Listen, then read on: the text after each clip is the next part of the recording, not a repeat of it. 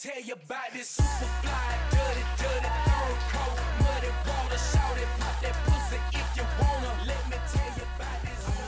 All right. How y'all doing? Yeah. So we so happy to have you here, you know. We appreciate you coming to Emerson College. We got a lot of love for you out here. I appreciate it. Let's start off. Where do you want to take your listeners with Forever in a Day? Well, Forever in a Day was definitely one of those situations where I wanted to be extremely personal and honest. I think K.R.I.T was comprised of just a lot of different music that I did over the years, 3 or 4 years. And like my last hurrah, Return of Forever was me understanding performance and going out and doing, you know, more energy records and things of that nature. And Forever in a Day was like, all right, I want to really take a more in-depth look at what I go in a day in the life.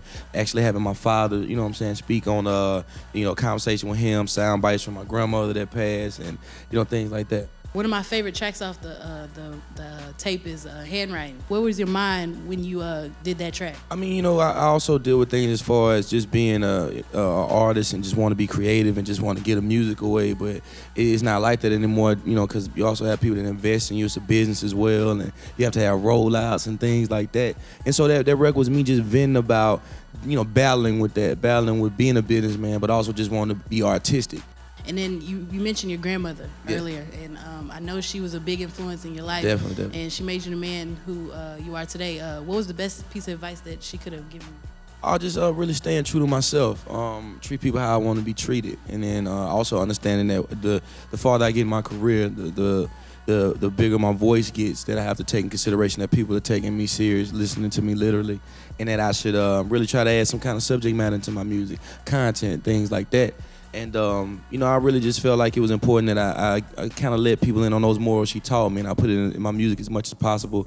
And ever since she passed, I decided that I'm going to dedicate at least one song every album that I drop, and that's how it's been so far. Okay, so yeah, the Boobie Miles video, Yeah. I love it. Tell us a little bit about that experience. How did that go for you? Wow, it was crazy, man, working with Vashti for one. You know what I'm saying? She's amazing director, and she kind of understood where I was trying to go with the actual song, just making something inspirational, and it not just being about hip-hop, but not just being about sports in general, but about everyday life. And sometimes you get knocked down, you got to get back up, and just looking at the whole Boobie Miles story on Friday Night Lights, he was following his dreams, and something tragic happened, and he had to start all over again. And sometimes in life, that's what we have to do, you know? That's right. So again, with, you know, keeping it real, keeping it 100, the mixtape cover, Yeah, I man. really love that. I like the parallels of the spirituality and hip hop that you presented. How'd you choose that for the cover? Well, Forever in a Day, man, I was really trying to, you know, like, we deal with our vices, you know what I'm saying, the good and the bad. Normally things that we really enjoy doing are horrible for us, you know. I reached out to Eric Bailey, he was the one that did the cover. And it was one of those situations where I was like, all right, I want, you know, the cover to kind of move. A lot of people see, you know, they see the child's head, and his head is pointing toward what would necessarily be the negative side. But I just wanted you to understand that normally when you read things, you see them from left to right. So he had viewed this, and then, you know, he's panning to the right as well. But it was all supposed to be a concept, even from the back of the cover, all the songs from 8:04 a.m. to 5:04, you know, a.m. and the hues and the colors let you know what time is best to listen to that song. The brighter the yellow, the better it is to listen to it in the morning. The darker it is at night, you know. You've got some stuff coming up. What you got coming up? You got the live from the man. underground coming? Yeah, man, June 5th, man. I'm gonna look at all y'all. June 5th. And I know June you're 5th. doing a Conscious College tour with J. Yo, Cole. J. Cole, Give us man. how's that been? Oh, man, it's love, man. We just left Rhode Island, you know what I'm saying? And we're down out there, man. We actually performing tonight, you know what I'm saying? And I'm just excited to be out there for one, because, you know, as far as the fan base, it might be people out there that's not really aware of my music. So I get to, you know, give new supporters and tell them about the movement and just have fun at the end of the day. You know, we're gonna give it all on stage.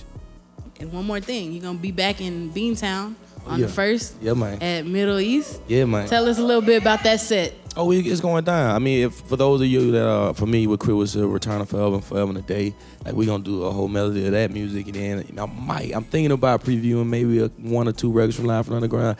I ain't 100% sure about that yet. Everything get to hit the internet and it be radio ripped and it be on the radio. Yeah. I don't want that, you did? Yeah, I feel you. We can respect that. Well, it's been real, and I'm glad you could come out. And I appreciate it. And we're glad to have you here, and we got all the love in the world for you. Man, I appreciate it, man.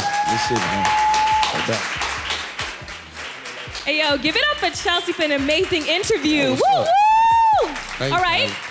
Well, right now it's time for the Q&A, so you guys get to ask K.R.I.T some questions. No So doubt. who would like to be the first person? All right, I'm coming to you. Okay, so my question is, from your perspective, what makes your music different than any other rapper out there? Like, what do you bring into the game that's unique? Well, for one, I'm from Meridian, Mississippi, and so I don't, I get the opportunity to be from a place where people are not even familiar with rappers. For two, the fact that I'm producing my own music, mixing my own music, and writing it.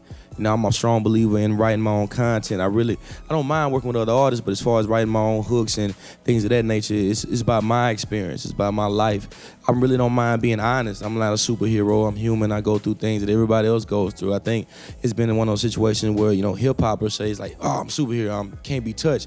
No, that's not true. Like, I get sick. Some days I don't feel like making music. Some days I just want to see my family and all that. Now, I really don't mind putting that in my songs. And I think people take to that. There was a point in time where people told me a record like Children of the World, I don't nobody want to hear that. But it came about where it was time and people wanted to hear that, and I feel like I'm doing my best. And I think that's what kind of separates me. And I'm my own artist, so I really talk about my experiences. Some of my favorite songs by you, like you're featured in it, like David Banner's Believe. No from doubt. his upcoming album is a really good song. No and doubt. The Roots is like, I love the Roots being from Philadelphia. And I just want to say, who are your favorite artists who you worked with? Oh man, my favorite artist, of course, Bun B. Being able to work with Bun B was amazing, man. Ludacris, being able to have T.I. rap on one of my records was crazy. Of course, Banner. I haven't had the opportunity to co-produce a record with Ninth Wonder yet, but just being able to actually call him up like, Ninth, how you doing? Is still a crazy all in itself. Being able to work with, Chameleon, Slim Thug. A lot of people that I really grew up just being a fan of at first, and then actually being able to be in the studio with them or inviting them out to shows and they come out. Like, man, it's all mind-blowing to me, too. So, and Lord willing, I have the opportunity to work with some other legends. I'm really, oh, man, I can't forget. I had the opportunity to work with B.B. King, too. I'm tripping. I'm bugging. B.B. King is on my album, man. So I'm excited for people to hear that record. A-Ball and MJG and 2 Chainz too. Like, all my partners, man. No doubt.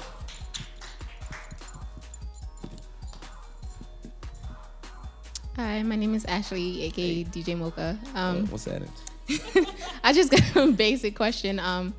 You were on the Smokers tour, now you're doing this tour. Like, what's been your favorite tour stop so far, or what are you looking forward to, and why? Man, we've been on a lot of tours, man. I really love all the cities, man. Like, I really dig performing in D.C. D.C. always goes in, man. All of Texas. We just did a Texas run, Forever and a Day run. You know what I'm saying? Being able to go out of states in Canada and rock is always great. Really, anywhere I can go talk about country shit and people to listen. You know what I'm saying? Like, I really enjoy it. That's really it, man.